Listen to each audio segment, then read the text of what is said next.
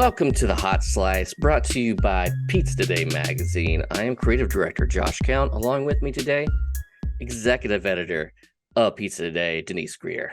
Hello, Denise. Hello, Josh. How are you this wonderful? Well, we're recording this on a Wednesday and we're going to air it tomorrow. So exciting. I hope you had a wonderful Thanksgiving. I ate too much. And there was course. I'm sorry, y'all, there was no pizza involved. I did tacos instead. I'm so sorry. I'll make it up this week and get double the amount of pizza this week. Yeah, you're supposed to overeat Thanksgiving. Come on. I mean, if there's one day of the year that you're like, okay, let's let it all go to hell, that's the day. Oh, for sure. You know what? As I was going through social media on the night before Thanksgiving and Thanksgiving, the amount of sold out on the food for pizzerias was insane. I mean, I was like, wow, people are really going to pizzerias. I mean, it is the day before Thanksgiving is always one of the busiest days of the year. But I'm guessing it proved to be pretty well this year as well, because it was just I kept seeing people posting about how busy they were. So that's exciting for the industry, exciting for pizzerias that they were out there making theirs. Yeah, when you have family coming in, you got more people in the house, and Thanksgiving's tomorrow, so you're not going to feed them Thanksgiving food tomorrow. You have to feed them a lot at one time. Pizza's the way to go. So yeah, it is. It is. So if you're all tired, I hope you're able to get a little bit of rest because you got more big days coming up. I mean, tis the season, and tis the season of parties, catering. So make sure you're taking care of your crew. So they don't get burnt out. If you need help with that, there's an article on pizzatoday.com about burnout and helping with specifically the holiday burnout season, because it can be pretty stressful for owners, but it can also be very stressful for employees when they're trying to also celebrate the holidays and work a lot. So we'll try to take care of that in that way. even though it's supposed to be the jolliest time of the year, a lot of stress comes with the holidays. So yeah, it does. It does.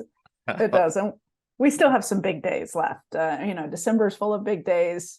The New Year's and then we're going to get a little bit of a breather, I think, for a minute for a lot of operators where they can, maybe take a break for a minute, maybe relax, maybe breathe. So we'll look forward to those times. So on the show, I'm going to tell you, I read an article about a 50th anniversary of a pizzeria in the LA Times, and I just had to have them on the show because their story was so good. Not only did so it's Jesse and Dawn Bingaman.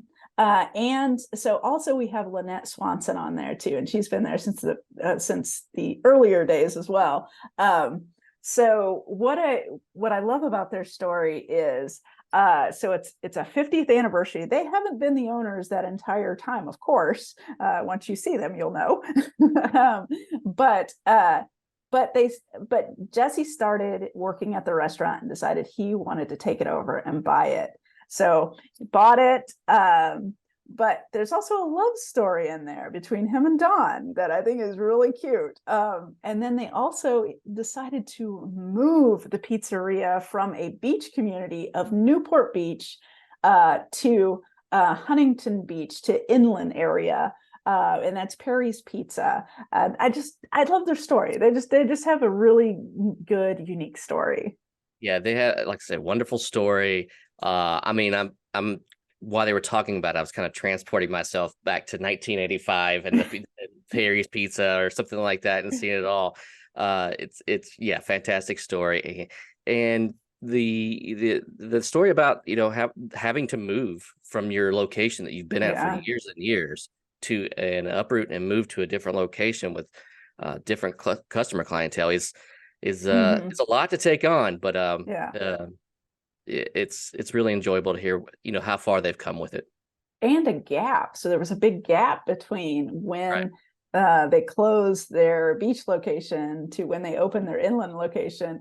So now they were talking about how people were reading this New York Times article and they were like, oh yeah, we used to come to the beach. We didn't know you were inland. So now they grabbed a whole new clientele that were maybe back from the 80s as well.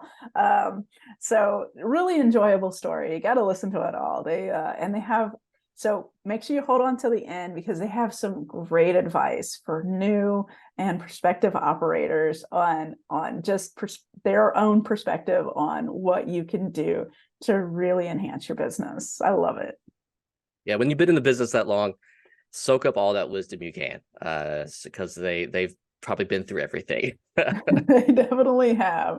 All right, well, let's just jump right into our conversation with Jesse and Dawn Bingaman and Lynette Swanson.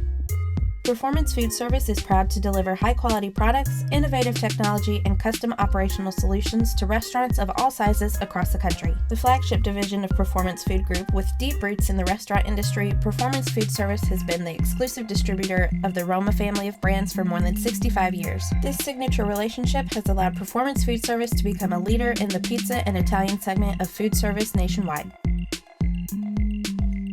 All right. Well, welcome to the show, y'all. I got a little full house in the podcast studio. Hello. Thank you for having us. All right. Well, let's just dive into it because Perry's Pizza has a very fun, unique story.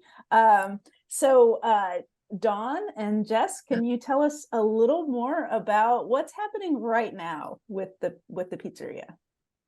Right now with the pizzeria, so you're celebrating your 50th, right? Yes, 50th anniversary. So it started in Newport Beach in 1973. So we took advantage of celebrating this month. Actually, had a big party, invited a bunch of customers, and had some cool giveaways and whatnot. Kind of played on the 50 and played on the 73 with some fun giveaways. But yeah, this is our 50th. Original owner in too. Yeah, the original owner came in. Yeah. Oh wow.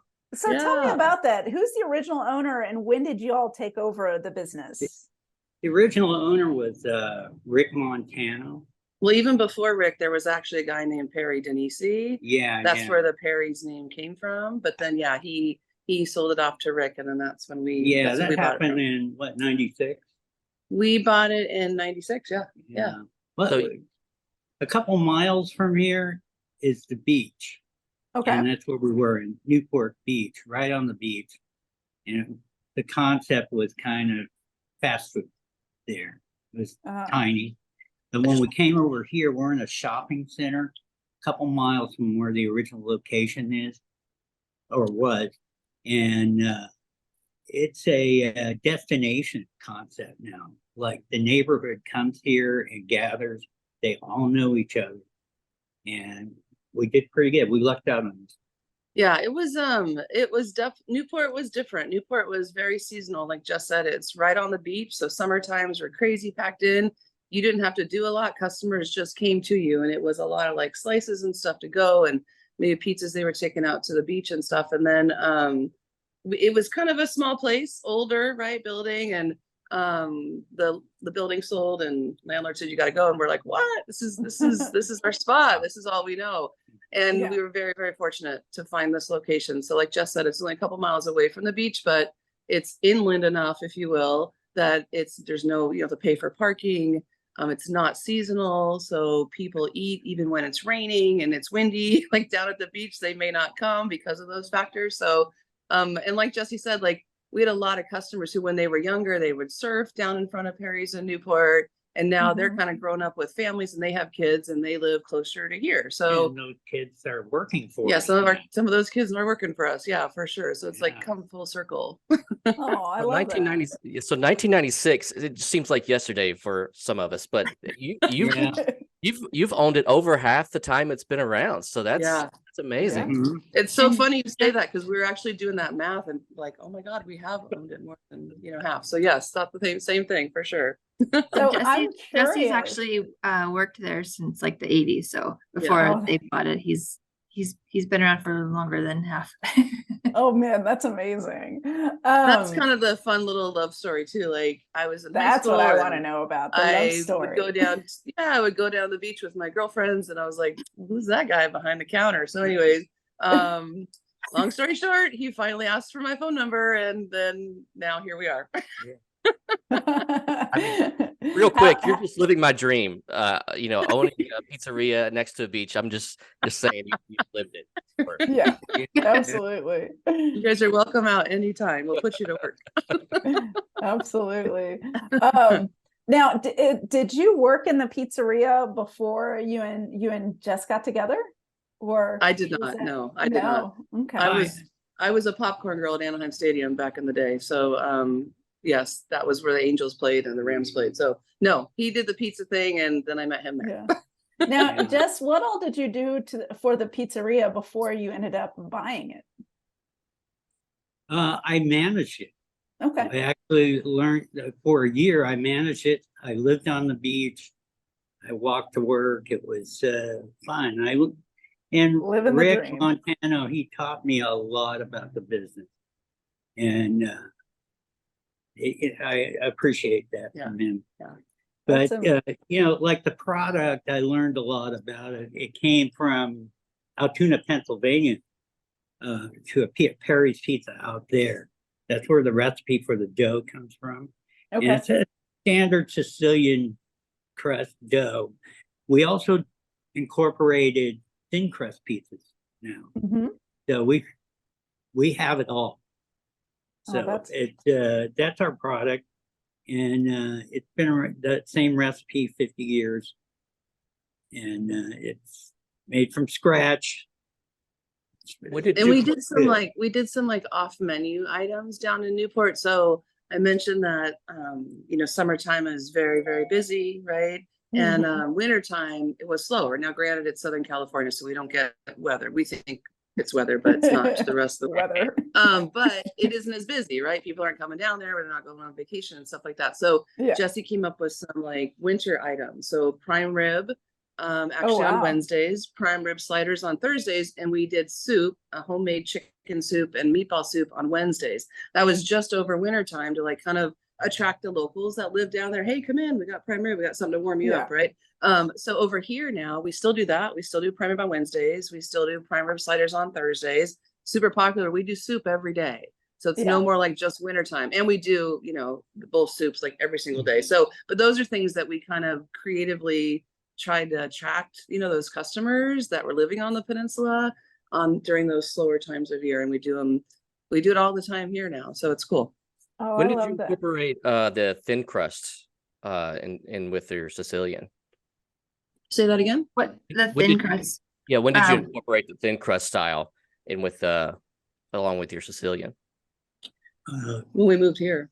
Oh yeah, when we moved here. We figured like we're known for the Sicilian crust, that rectangular, style pizza deeper dish. Yeah. But a lot of customers like the thin crust. So we figured, we have a bigger oven. We've got a nice like brick oven. So we'll do both. So we definitely, when we opened here is when we started incorporating the round thin crust as well. Yeah, I can imagine you have a lot of transplants from other parts of the country there, where maybe they have different tastes. So I could see doing two different styles. Yep, absolutely. Now, when you brought in the thin crust, how challenging was that to your operations to have a completely different crust style? Well,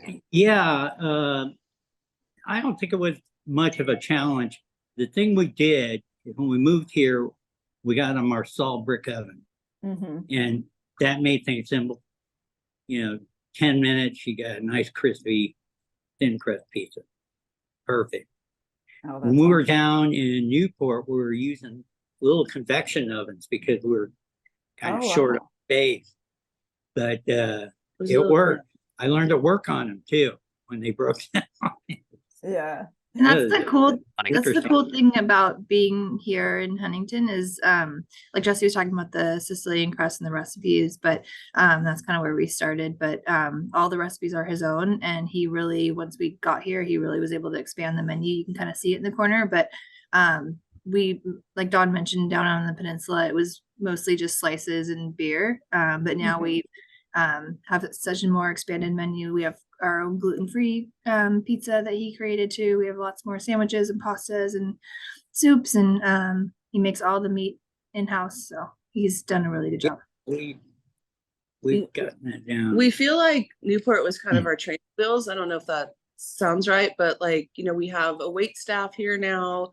People don't come up and order, like they actually sit down. We have servers, and then like Lynette talked about, like the expansion to the menu. So we feel like this is kind of a real deal. Actually. Now like almost a whole new pizzeria.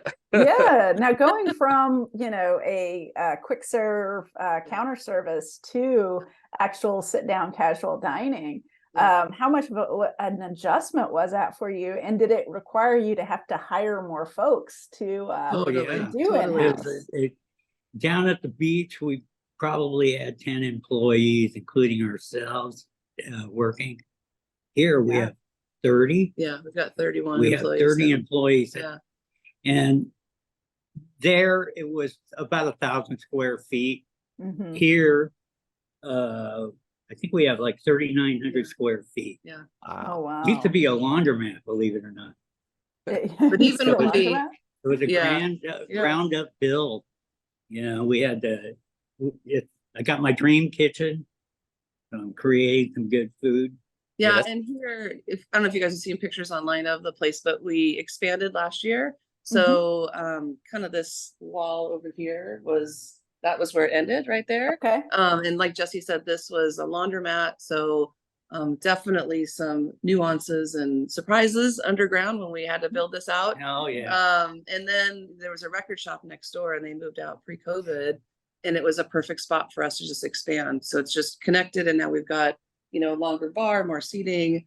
And then going back to like the number of the staff that we had, I know that, and Lynette will remember this, when we very first opened here, it took us 9 months to open this side up back in 2015.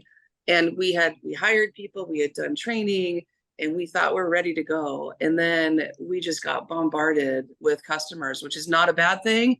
But I mean, it took like an hour to get a salad. And I was like, oh my God, we just weren't prepared for the volume.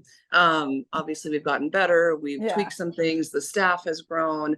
And when we celebrated our 50th anniversary, it was really, really important to all of us that, you know, if we're celebrating 50 years, it can't take an hour for a salad. So we definitely didn't have those issues, and customers had a great experience, and we had all the team working. But yeah, it's definitely different. Much bigger staff, and we feel very fortunate. We're not too far away from 2 local high schools, and that's really where we get most of our staff from. So oftentimes it's their very first job, which is so fun for me, because I can kind of work with them and develop them and teach them these basic service skills that'll help them in life no matter where they go. And we hope to keep them, you know, as long as we can, but you know, they go into college and stuff. But we love taking an opportunity to develop the youngsters in the neighborhood too. Yeah. Now you said you had to, you know, work on some things to increase, to be able to get to the volume that you were actually seeing, you know, to meet that demand. What were some of the things that you kind of did operationally or just within the business to ramp up those sales? I remember we bought like equipment, like it was like we had, you know, we were used to Newport, so like yes, this looked different, but we had a prep table, and that's where we made down Newport. We made decorated all the pizzas, made all the salads and sandwiches. There was not enough room. So I know that was one thing I remember is like, oh my God, we need another one of these like prep stations just for sandwiches and salads. Ice machine. Bigger ice machine. We actually have a real dishwasher now too. Yes, real dishwasher, not a human dishwasher. Yeah. Commercial dishwasher helped. Oh my, that's great.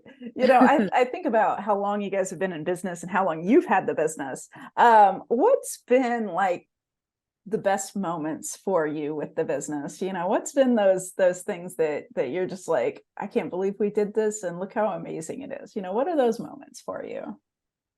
Yeah, you know, it's just it's neat making friends with you know, old friends from Newport, and then now in Huntington Beach, and we all know each other's names and family.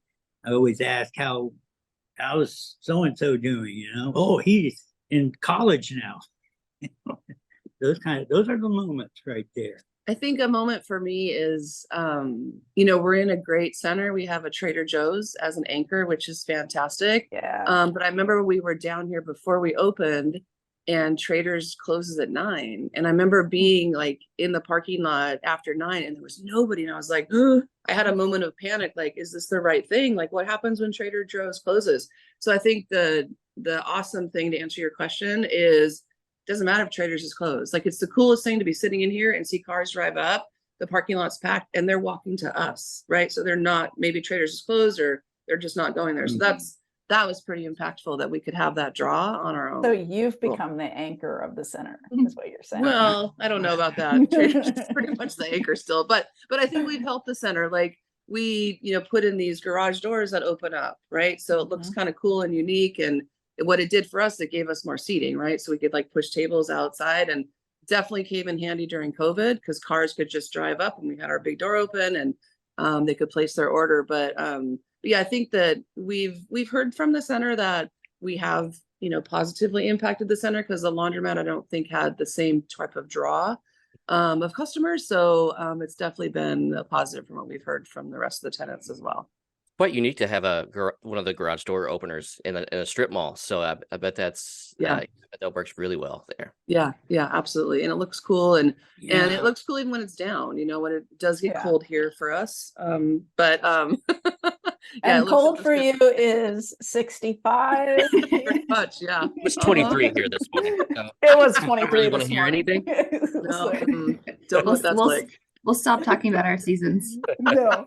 No more weather talking. Another cool thing for me, I guess, was we left Newport in 2014, and we found out we were going to leave, I think, in like February of 2014. We didn't know where we were going to go, so customers would come in and they knew where we were going to go, but there was all these rumors, all these stories, like, you guys are, I don't know, all these rumors. So once we figured out where we were going to go, luckily we knew, and we were able to put up signage and communicate that. And we left in April of 2014. We didn't open in Huntington until February of 2015.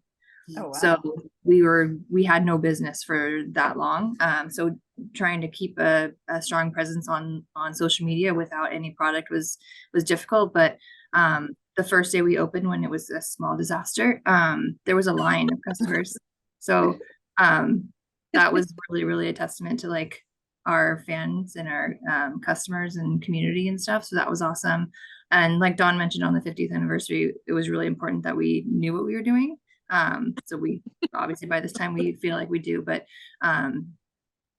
we had, you know, from 9 to 10 o'clock was the event. It was all day on a Saturday. And it was busy all day, and families come in, and a lot of the feedback that they give us is why they come in is how comfortable our environment is and how comfortable we make them. And like she said, like they'll go sit at somebody else's table. Like, everybody seems to know everybody here. Like, or they get to know everybody. They get to know each other. Customers come in and they're a teacher, an employee. So when you guys were kind of, I guess we kind of forced out by the property management in 2014. So looking back, the building sold. Yeah. Oh, the building. So, okay. So looking back on that, I'm sure that was like, you know, a really tumultuous time, but like looking back now, you're like, maybe that was the best thing for us. It was the best thing. It was such a blessing, like, because we couldn't make Newport any different or bigger than it was. It was an old building, and it was a blessing in disguise, 100%. Even thinking about COVID, we had, you know, 5 years, how many years before COVID? Anyways, maybe more than that. But like, it would have been different down there. So we feel just fortunate all over the place. We've been able to expand and grow the team, and it's definitely a blessing in disguise. I would love to know what's there now. What's moved in since you guys left there? I think it's like a deli or something. We don't go down there. Yeah. Really. I mean, in the beginning it was a little difficult. emotional, right? Like, we spent a lot of time down there. Jess and I lived down there for many years. So but yeah, it's some sort of deli now. Like a breakup. So yeah, I understand. It's most of I mean, we grew up. Oh, we sorry, all go ahead. grew up down. We all grew up down there. So it's I think I've been I did like a drive-by down there twice, but it's very different. It's difficult to go down there. Yeah. Oh man. Now, your customer base, is it completely different than the beach? Did you retain any of those folks, or is it all new? No, we had locals down there, Mhm. and it's the same thing here, locals. And in fact, some of those people that were living down there got married, moved over here to buy houses. Yeah. And Of families. and had families. I mean, it is a little bit of a different clientele sometimes. Like, we don't have people who maybe had one too many at the bar nearby coming over to try to sober up in Huntington, where Newport, you kind of have more of that. Yeah, it was wild times there. And like 4th of July down in Newport is something else. So everybody's out, everybody's drinking. So we don't have that here. It's more responsible people, but they still have a good time. They drink a beer, right? But now they're drinking maybe with their kids are with them, so they're just more responsible. So it's some, like Jess said, some folks that used to live down there and now they've grown up, they have families, they have real jobs, and they come in here, and then I don't know, it's a little bit different, but it's good. All matured together. They stay a while too, which is nice. So they'll have conversations with other customers and have other customers join their tables and stuff. So it's a lot more kind of mellow in a comfortable way. I think it's like it is like they hang out, they sit, and we've got some tall tables that are kind of like, I guess, community tables. I mean, they have like 6 or 8 chairs, and when it is really busy and maybe it's just a couple sitting down the end of a table and people are waiting, they'll offer to let them sit at the other side of the table, and then they just start talking. So it's definitely a comfortable place, I think, that we've created here for them. I love that.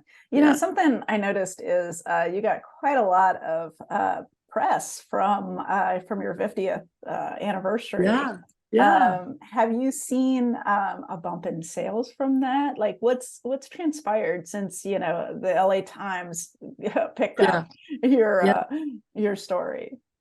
We definitely have seen some good chatter on social media, and then we've had customers who, I was here Sunday with Jess, and they came in, and maybe it was their first time, but they saw the article.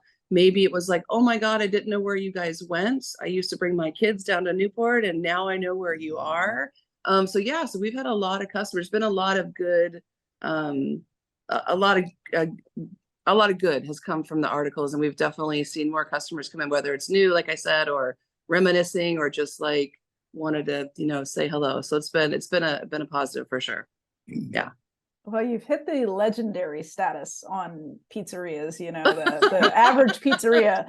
The average pizzeria is a lot less time. So 5 years is usually when we start seeing some smaller ones close, and then if people can make it to 10, and that's great. 20 is great, but 50 with a pizzeria is huge. So you have the official stamp from us as the official stamp. So one thing that I always like to ask is, so what comes after 50? Like, what's next for the pizzeria? They're like, maybe a second location. Okay. Keep growing. Yeah. Keep developing our menu. But this has just happened, it's all new. And so we're going to just go from here. And I don't think we ever thought about, like, Jess worked at Perry's down in Newport, like he said. And then he said he wanted to, start his own restaurant. And I panicked a little bit. I was like, wait, that takes a lot of years to build up a clientele. I said, why can't we just buy this? You know what you're doing here. And you've been managing it. And so coincidentally, Rick wanted to retire. And so it was perfect timing, and it felt more comfortable because we knew, kind of he knew what he was doing.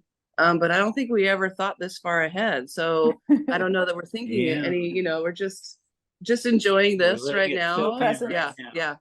Continue to grow and develop and build our menu and support the community. That's something else that we weren't really able to do in Newport because it was, just not kind of near a bunch of schools and stuff. And we're able to do fundraisers here and do whatever we can to support the community. So we definitely want to keep building on that too. The one thing I think about, like, as having such a long legacy with a pizzeria is, you know, what advice do you have for that pizzeria operator or prospective operator that's new to this, like that they're just getting in the game? You know, what advice after so long do you have for them? You have to love working, actually getting in here and working. Not 5 days a week, 7 days a week. You got to be in here. You got to put a face on your business. And and luckily, I just want to say with Lynette and Dawn, it's the marketing. It's a whole different ball game that they've created with social media and marketing. And plus, don't do what everybody else does. Do your own thing. Yeah. That's my advice.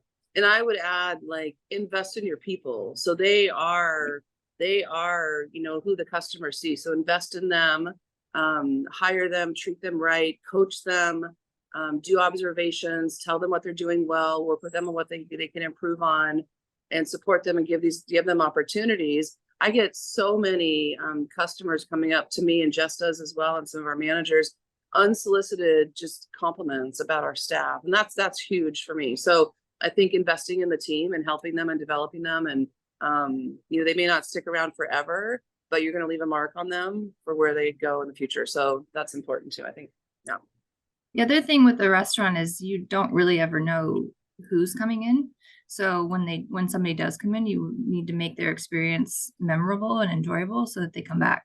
Because if they come once, they might not come again. So just creating that environment that they, it's a place that they want to return to, and the food is good. Obviously, that's a huge part. But that's important. That's really important too. And it's okay that they eat other places. That's fine. But we would like to be on their list, often. And Lynette said this a couple of weeks ago, and it really resonated with me. Like, we have customers that come in here multiple times a week. Like, there's a guy that comes in for breakfast in the morning on Saturday, then comes back for dinner at night, with his family. So it's just, I don't know that you see that often. So it's pretty cool, Yeah, that says a lot about you guys for them to feel that comfortable to come in there. Yeah. And like Jesse mentioned, like having love for the business, they're very present. So obviously, like, I think something that's really important is being a face, like he said, and just being present, not being like silent, just a silent owner. Like, they're very invested in the day-to-day operations. Yep. Yeah, I actually love that. I love knowing, like, the businesses that I frequent myself, like, I love knowing the owner. I like knowing their first name. I like knowing that when I walk in, they know me, and pretty much they almost know probably what I'm going to order too. Yeah, exactly. And so I just find that really fun on a personal note. We have a customer that comes in. Dawn could probably talk about it more, but he lets us pick what he eats. So he comes in and like, he never orders anything, but we just pick something for him, and we always try to change it up and stuff. And it's every fun. Friday night. Yep. Oh, that is so fun.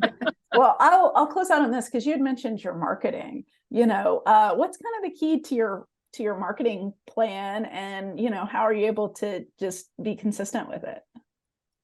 I think just having a strong presence and having a variety of the posts that we do, whether it's some food, some community, some team. We try to incorporate our team into a lot of the things that we do. So just having a variety and having it look, match our brand and our image and what we're trying to portray, I think is really important. That's really good. Lynette does an awesome job. She's done an amazing job with all of the social stuff. We really appreciate it. It's outside of Jess and I's scope, so we appreciate having her do all that. She's awesome at it, and she's always looking around and coming up with different ideas too. So keeping it kind of fresh and new as well. That's wonderful. Well, I just want to say again, congratulations on the 50th anniversary. And I can't wait to keep following you guys and seeing what you're doing, because obviously you keep growing and expanding and doing different things. So keep us posted on what you got going next. Thank you so much. Here's the 50th. You guys. You guys are welcome out here anytime. We will take you warm on that weather for you. Right. All right. Well, take care and have a good morning. Thank you. Thank you. All right. Bye-bye. Bye. Bye.